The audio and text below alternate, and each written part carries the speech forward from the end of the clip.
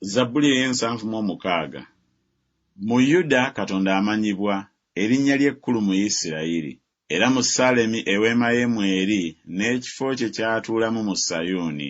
Eyo gye yamenyera obusaale obw'omutego, engabo, n'ekitala n'olutalo. Oli wa kitiibwa, osinga okuva ku nsozi ez'omunyago. Ab'emitima emizira banyagiddwa, beebase mu tulo twabwe, so mu bantu ab'amaanyi temuli abalabye emikono gyabwe. Gwe onenyezza, gwe Katonda wa Yakobo, eggaali era n'embalaasi ne byebasibwa otulo otw'okufa.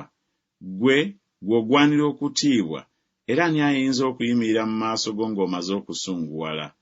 Wawuliza omusango nga guvudde mu ggulu, ensi n'etya n'esirika, Katonda bwe yagolokoka okusala omusango, okulokola abawombeefu bonna abali mu nsi.